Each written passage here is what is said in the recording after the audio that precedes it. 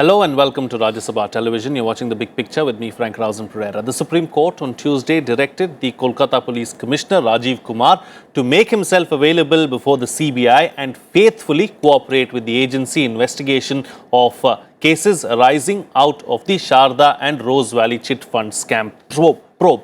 Now, the Apex Court said Kumar will appear before the Central Bureau of Investigation for investigation at Shillong in Meghalaya.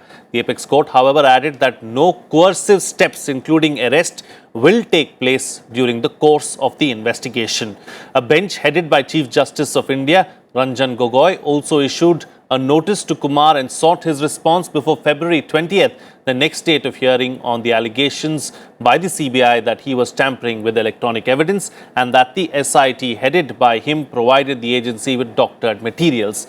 The Apex Court also directed the West Bengal Chief Secretary and the Director General of Police to file replies on the contempt pleas filed against them by the CBI on or before the 18th of February. On this edition of The Big Picture, we will take a look at the tussle between the CBI and Mamata Banerjee, the Chief Minister of West Bengal. Joining me on the program today are Pal Singh, former IG, Punjab Police, Shekhar Iyer, senior journalist, and J. Sai Deepak, advocate of the Supreme Court. Thank you to all my guests for joining me on this edition of The Big Picture. All right, Shekhar Iyer, let me begin the program with you first. Of course, let's first try and understand what the Saradha and the Rose Valley case is all about and the scheme is all about, and what led to the present situation in West Bengal. Well, we will have to go back to 2011-2012 when two promoters started the Saradha chit fund and Rose Valley chit fund and branded themselves as the most attractive investment proposition by involving Trinamool Congress leaders. And they launched media companies in which Trinamool Congress leaders were involved as directors, and some of the media personnel were also involved in creating this brand called Saradha. And they managed to collect a lot of money from small deposits from people from very, I would say, not very rich background, but middle class, lower middle class background. And I think by the year, as they grew in size and they grew in terms of the deposits, it was sometime around 12, 13, I would say 13, rather there were, we saw suddenly street demonstration by investors, small depositors on the streets of Calcutta, saying that there were defaultment in payments and interest accretion.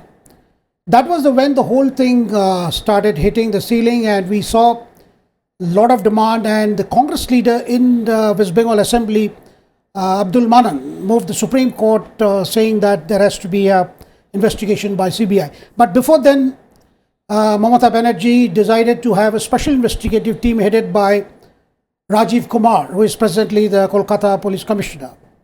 Now, even as the SIT went about doing its task, and they even, in the meantime, the promoter of the Saradha scam, Saradha chit fund, Sudipto Sen and his aide, Debjani Mukherjee, they went absconding, and they finally, after a nationwide chase, they were caught in Jammu and Kashmir.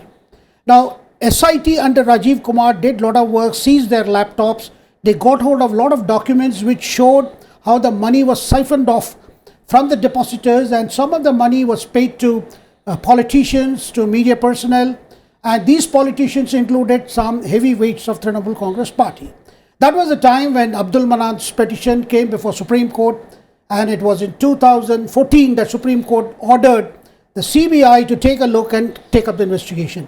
After that, we have seen between 2014 and this period, several Trinamool top leaders were questioned and later arrested, including a strong man like Madan Mitra. Then we had actor turned politician like Tapas Paul, and Sudipto Roy. Then even Sudip Bandopadhyay, one of the, again another right-hand man of Mamata Banerjee, was arrested and taken to Bhubaneswar in connection with the Rose Valley scam. In between, we get figures like definitely between two scams involved more than 20,000 crores. Now, that being the case, we didn't see Mamata standing in the way of CBI investigating Trinamool Congress leaders. But something seems to have happened for almost 2 years. CBI, after it took over, was looking for some of the evidences already collected by the SIT that was set up by Mamata, But we found Rajeev Kumar not being cooperative, not giving details, and CBI had enough suspicion that probably some evidence could be lost because this concerned some mobile phones that were seized, laptop that was seized, pen drive that was seized. So things were coming into a situation where CBI felt that the Kolkata commissioner was probably under pressure from his political bosses not to cooperate with the CBI. We hear that CBI sent almost 16 letters seeking cooperation, but that didn't happen. And finally, Sunday morning, and then there were reports about Kolkata Commissioner not even turning up for a meeting called by the Election Commission. There are reports of me being absconding. I mean, as this happened, then came the last Sunday when we saw when a group of CBI officers reached police commissioner's residence.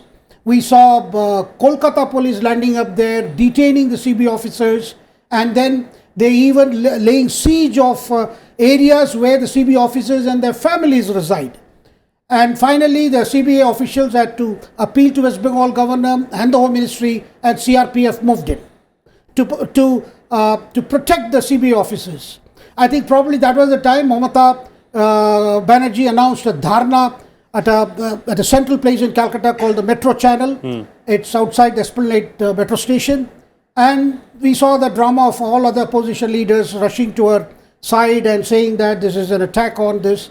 Right. But I think the most baffling question is, why did Mamata Banerjee feel the necessity of reaching that police officer's residence and somehow didn't want the CBI to quiz him? Yeah, I think we'll get into that in just a bit, and just to talk about what has prompted this aggressive stance as well of Mamata Banerjee ahead in the program. But before that, Jesai Deepak, now both sides are claiming victory.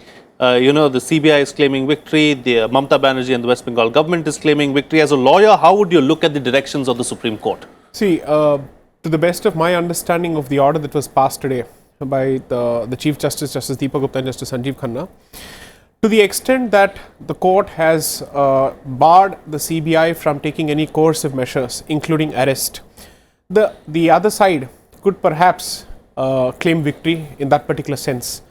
But frankly speaking, it is a measure perhaps that the court did not deem fit to direct at this point of time to avoid precipitating the situation outside the court. But I don't see this as a victory at all, for the simple reason that here's a situation where a contempt petition has had to be filed before the Supreme Court with respect to a law enforcement officer, and that too the commissioner of a police department of a major state, for not cooperating with the investigation. So in that sense itself, I think it takes their image takes a serious beating. But the magnitude of this particular scam is something that is mind-boggling, and if you read the judgment of 9th of May 2014 of the Supreme Court, delivered in writ petition 401 of 2013, it's astounding as to how this was allowed to happen for such a long time, and clearly this couldn't have happened without a lot of influential people cooperating with it or perhaps even facilitating it. Here's a situation where in 2009, the SEBI raises a red flag that this particular entity was seeking investments going beyond the bar of 50 people when it comes to issuing secured debentures and preferential redeemable bonds. And yet they continue to do so. And after the SEBI raises the red flag, they decide to diversify into different businesses, and they also start a chit fund under the Chit Funds Act of 1982. Lo and behold, they have come out with a figure of nothing less than 10,000 crores spread across at least 4 states, West Bengal, Odisha, Tripura and Assam. And you have a case where 25 lakh claims are being lodged against this particular entity. So as far as I am concerned, this is something that involves the lives and livelihoods of people across several states. And it's not a question of which party or which side can claim victory. At the end of the day, the middle class constituency and the lower middle class constituency has invested in this particular scheme hoping for larger returns.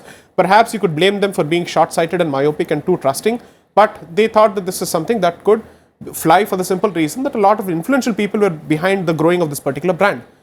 So I think it's not a situation where anyone must look at political game scoring or they shouldn't look for winning brownie points here. The fact of the matter is, the Central Bureau of Investigation, the premier agency of this country, its top officials were detained from meeting a person who they wanted to meet for the purposes of securing his cooperation. And this person is not an individual, a normal individual. He's a police commissioner himself. What is he hiding? What is the reason for his reluctance in terms of cooperating? Why does the state government feel the need to invoke every other histrionic possible as opposed to cooperating with the investigation? After all, it involves the livelihoods of their state as well. So that is something that I think needs to be asked and understood. Sure. Mr. Sipal Singh, so let's understand now what is the jurisdiction really of the CBI, and also can the agency be stopped by the state police and on what grounds? I'll start with the first thing. There's no denying the fact that the scam is very grave. There's no denying the fact the accused should be stringently punished after investigation. The question is that the probe was ordered by the Supreme Court in 2014. We are now in 2019. About 5 years have passed when the CBI took over. Why it was considered so essential and important and critical to take action on a particular day, before that certain things have happened. There are already escalation and confrontation was going on between the central government and the state government. B.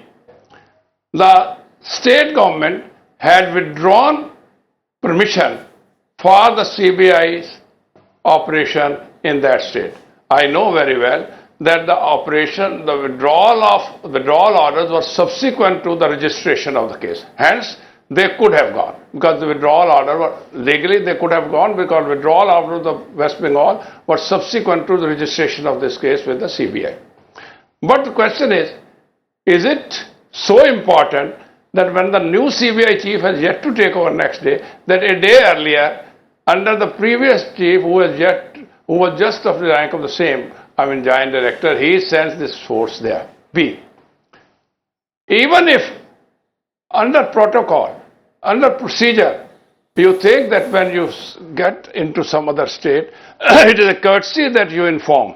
They say they inform the DGP, they say they inform the chief secretary. Is there any indication that the commissioner of police was involved? They said they is alleged to have been involved in destroying the evidence. 1 point. Second, there is a clear-cut case that if they feel for the last 5 years that the commissioner of police was destroying the evidence, why didn't they register the case on the destruction of evidence?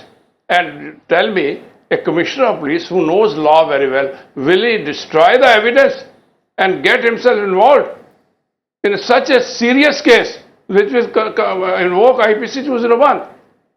He will not destroy. Then they say that prior to, one statement from the CBI says, that prior to taking over by the CBI, there were attempts to destroy. Okay. Prior to taking over by CBI, there were attempts to destroy. Attempts to destroy were prior to taking over. Though after taking over, why didn't you act for the last 5 years? So I feel in this case, discretion should have been better part than of valor. The CBI should have gone in a following procedure, following some courtesies, following some protocols. You can't all of a sudden rush with 40 people and go to the police commissioner who's the chief of the law and order there. So first up point is that irrespective, jurisdiction is only under section 6 of Special Police Establishment Act. They have the jurisdiction of the local police thana there. But all the same, my question is, even if they have a jurisdiction, even in cases of very, very high terrorist cases, when we used to operate, we used to tell the other police that we are coming, the state police, we are coming here, and we are coming here, so we need your cooperation. Right. Did they inform the Commissioner of Police? And Commissioner of Police is not an accused. He is now been asked as accused because he says he was also responsible in the destruction of evidence. Otherwise, he was the head of the probing agency. Okay, your points are well taken. Mr. Singh, I'm going to take the points that you're making forward with the other panelists as well. Shekhar Iyer, 3 points that Mr. Singh is making. First and foremost, he says the timing is questionable. There should have been some kind of protocol that should have been followed, is what he is also suggesting. That was not followed. And he says a senior cop at the end of the day knows the law and he wouldn't do something like this, is another point that he's putting forward. Now, on the same Sunday when we saw this drama being enacted on the streets of Kolkata, 4 IPS officers, all senior officers of Tamil Nadu Police, were subjected to questioning by CBI officials in Chennai in connection with Gutka scam. And there were no problems. We didn't see Tamil Nadu police or Chennai police garrowing the CBI officials. And they were all 4 senior IPS officers. And Gutka scam is on because let us tell our viewers, Gutka scam involves Tamil Nadu had banned sale of Gutka, a tobacco product, but it continued to be available, and there was a complaint to CBI, and CBI started investigating that some of the payoffs in this scam went to the top politicians and police officers of Chennai police, and police commissioner and others have been under investigation. Similarly, we saw in Chennai, the chief secretary of Tamil Nadu government, you would recall, 2 years ago, CBI raided his house and arrested him, and subsequently he was put under suspicion. Nobody had a problem, nobody saw some big thing happening, nobody saw that adequate notice to chief secretary that CBI officials are coming. I think this is a very unique case where the concerned officer Rajeev Kumar doesn't cooperate at all, because CBI is today saying 16 letters they have sent. We do not know when the letters were sent. Were they all sent on Sunday? I mean, this is now Supreme Court has gone into all this and has said, why is in the office? What is the problem in officer facing the questioning? That is one.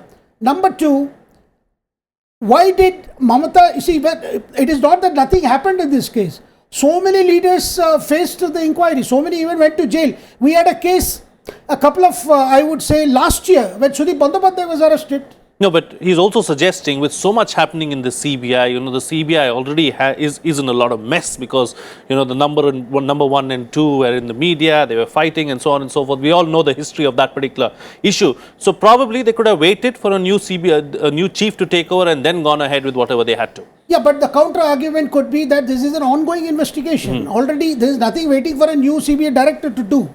And this was not an issue in which the case concerning Alok Verma or Rakesh Asthana was involved in this particular case, because this is an ongoing case. Right. I don't see why, because CBI director when tenure and takes a while for another one to come. Sure. Doesn't mean CBI stops investigations. Right. Let me take the points that you're making to Mr. Singh because he wants to come in on the discussion. Go ahead, Mr. Singh, so that let me take your reaction and then move on to the other panelists. I do not deny the fact that all Tamil Nadu under police officers have been subjected to investigation. The question is of timing.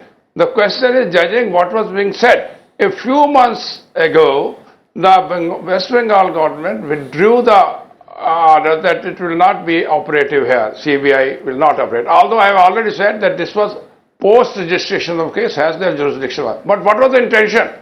The intention was the West Bengal government. I am not trying to save the West Bengal government. They denied. That means there were already situations which could have led to this escalation. Why bring two forces face to face? What was there? What was such an urgency that on that particular day, without following the protocol, you land up at the police commissioner's house? My question is that escalation of situation could have been avoided if we had followed the procedure and protocol. Okay. A few years back, when in the case of Lalu Prasad, similar situation arose. And at that point of time, CBI asked for the army, or army refused to come. Right. And in this respect also I am telling you that under section 356, unless they invoke the president rule, they cannot deploy the central forces. This was not deployment of the CRP. In this case, they have asked him for protection, they can place anywhere. There is an order that you could protect the central property. But deployment of the central forces is not done unless the president rule is imposed. So they could not deploy the central forces because they know very well that unless the president rule is imposed, they could not deploy it. Only twice in the history of the constitution, in 1976, there was amendment. And the amendment said that under 257A, that central forces can be sent by the state. But after 2 years, in 1978, it was withdrawn by the parliament. No. The central forces should not go without the permission of the state. All right. So what you're suggesting is the situation was volatile in West Bengal and perhaps the timing was not right at that point in time because there were rallies being conducted by the TMC and the BJP at that point in time. So the timing is what you're questioning, taking the discussion forward. Yes, I, Deepak. Let's try and understand now in the federal structure, what powers does the state have over central agencies and vice versa? May I just address a few more points before I come to that? Sure. See, there is a serious problem. If 2019 as a year and its criticality is going to be seen as the benchmark and the litmus test for every action that a law enforcement agency is supposed to undertake with respect to an existing proceeding, especially if it happens to be an investigation that is carried on under the directions of the Supreme Court. So there is a serious problem with that particular statement. So if timing is made of such an issue, the question that we have to ask ourselves is the center and the state not responsible to the lakhs and lakhs of people who have invested in this particular Ponzi scheme and have lost their life savings? That's a question that you have to ask. 10,000 crores. There is another matter before the Supreme Court, which is with respect to the multi-level marketing case, which may end up turning out to be the mother of all Ponzi schemes in India, putting to shame every other Ponzi scheme in this country. If, let's say, investigation were to be ordered in that particular matter, and that happens to coincide with another election year, so to speak, are we then going to say, let it go slow? So I don't think such an argument should come, especially with respect to this kind of a proceeding, where this is not a scam with respect to a government deal. This is a scam that is with respect to a set of private individuals who have received the blessings of certain people in power. As a consequence of which, every person who is affected by that has a right to expect speedy investigation. Next, as far as this position is concerned, that he himself is a qualified police officer, therefore he wouldn't have violated the law. Really, is that the answer? Don't we know of any number of qualified people in power who are either IPS or IAS who violated the law? So if going by that particular logic, there should be no abuse within a police station at all, or the police should never be found guilty of corruption. What are we talking about? Let's get real as far as India's current situation is concerned. So as far as I'm concerned, to say that his qualification as the police commissioner must naturally must allow us to give him the benefit of the doubt that he wouldn't have tampered with evidence. Sorry, police tampering of evidence is something that happens as a matter of course. In many cases, particularly if it happens to be sensitive and with a lot of political bigwigs involved, I don't think it's beyond the pale of conception, it is beyond the pale of reasonableness to assume that something would have happened. I'm not saying that it has happened. I'm simply saying that the CBI has the right to investigate. Now, when it comes to federal structure, we have to ask ourselves a few questions. If the CBI had landed up here without giving prior notice or without giving a fair opportunity to the person to respond to those questions, then there is a problem. Then you can certainly come to the conclusion that this seems like a political stunt to make a headline out of this particular thing. But if the CBI says that I have issued 16 letters and there has been no observation from the court that the CBI ought not to have entered that particular place without following protocol. No such order or no such observation has come from the Supreme Court today. Right. And I'm sure this point would have been made before the Supreme Court as by the lawyers who are representing the police commissioner and the state of West Bengal. The Supreme Court still believes that these questions must be answered because it is in public interest for speedy resolution of this particular investigation. So the use of the federal structure as an argument to take away the autonomous operation of a central investigating agency with respect to an interstate racket, I think is seriously problematic, bringing in elements of free speech, bringing in elements of fascism, bringing in elements of democracy at risk or secularism at risk and all that. I'm sorry, that is meant to deflect and divert attention from the central issue, right, which is a lot of people have effectively benefited from the scheme. And the people who have suffered as a consequence of the scheme are the lay people, and therefore their interest needs to be protected. Sure. Surely federalism cannot be at loggerheads with the interests of the people. Right. Closing comments now from all my guests, starting first with you, Shekhar Iyer. You know, what has prompted Mamata Banerjee really to take this aggressive stand? Well, and what implications does this have or will it have on the upcoming elections? Now, well, we can see the manner in which she immediately went on dharna, and then dharna accompanied by those very officers who are in Kund. Rajeev Kumar sat with her on the dharna. A serving IPS officer sits with the chief minister who is on a political dharna. Is itself speaks volumes about as to what kind of nexus we are seeing in that state. A. B. Then she has used that opportunity to create another kind of a rally that she held in January 19. As to project herself as she is the rightful opposition face to counter Prime Minister Narendra Modi.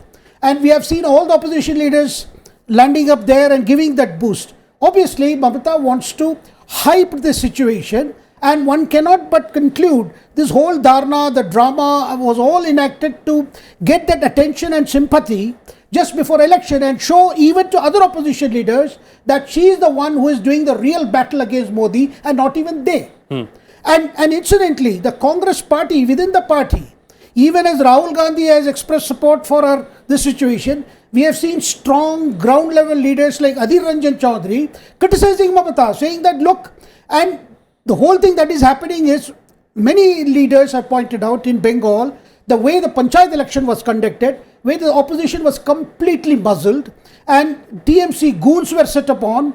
I mean, this is something, we had an unusual situation in Bengal where the leaders, local leaders of Left Front, BJP and Congress even going together to file candidates filing nominations, Yes. moving the state electoral office Right. for protection. I So mean, it's a this show- is, it's a this show is coming strength as well. against a backdrop of what has been going on there. Right, right.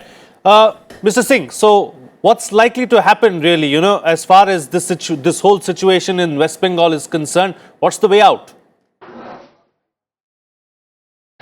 First of all, let me tell you, nobody is trying to bat for the thing that nobody is trying to argue that the scam should not have been investigated. Nobody is, I am not arguing on that issue. I am arguing on the timing. I am arguing on the federal structure, definitely. Because a few years back, when Chidambaram was the Home Minister, he wanted to bring it National Counter-Terrorist Agency in country. And he says that it should be operated under center. All the state governments, they denied it. They said no. The police is a state subject, we will not allow it. And therefore he had to withdraw that. Let us not say there is nothing like this is a state subject. There is no doubt. The jurisdiction of the CBI, I have already said, enjoys the jurisdiction to the extent that they operate under the law of the Delhi Police Special Establishment Act, whereby under Section 6 they have the powers of the SHO. My question is, was the timing correct? How do you presume that for 5 years we do not investigate a case? And who were the accused? The accused are scattered all over. They are in this party and that party. They are with the party who is in the center, they are with the party who is in the state. So why the CBI did not act for 5 years? And in any case, if the destruction of evidence was on, if the attempt to destruction was there, why the FIR was not registered against that particular accused, so-called Commissioner of Police?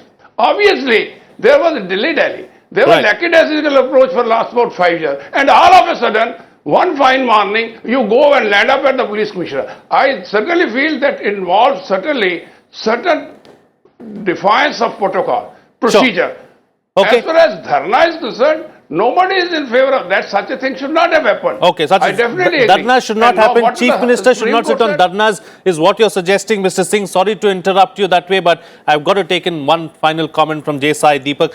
What about the voice of the state in the federal structure is what Mr. Singh is suggesting? If an IPS officer must be given the benefit of the doubt to be aware of the law so that he doesn't tamper with evidence, and then I'm sure that you can give more than a benefit of doubt to the Supreme Court, which has directed this particular inquiry, that is, it is aware of the federal structure and yet has directed this particular inquiry and has found nothing against the current action that's been taken by the CBI. As far as I'm concerned, this is not a center versus state issue at all. To project this and to balloon it as such and to hype it up as such would be seriously problematic. Especially when you flout this, or rather when you give this argument of timing. I'd like to see you give that argument before someone who's lost a family member to a suicide as a consequence of this particular scam. So I think that's a very insensitive argument to make. I'm certainly for the fact that perhaps in matters such as these, the CBI must take speedy action, and 5 years is not the time it must take to initiate these kind of actions. Right. Why wait for 16 letters is a question that you can ask. But I ask myself this simple question: when it is an interstate issue and it is not limited to one particular state, one particular state jumping up and saying that my rights are being violated in a federal structure, I don't see that argument coming from Odisha, I don't see that argument coming from Tripura, I don't see that argument coming from Assam. Right. It just so happens that the crooks are there in that particular state who are responsible for this, that happens to be the epicenter. Right. Therefore, the CBI has a right to step into that particular place. This is not a state subject for them to immediately object to it. The Supreme Court is aware of this particular issue. Okay, all right. The Supreme Court has taken cognizance of the matter entirely, and only then given this order is what the panelists are suggesting. On that note, it's a wrap on this edition of The Big Picture. Thank you to all my guests for joining me on the program and putting things into perspective for us. That's it from me. See you again next time.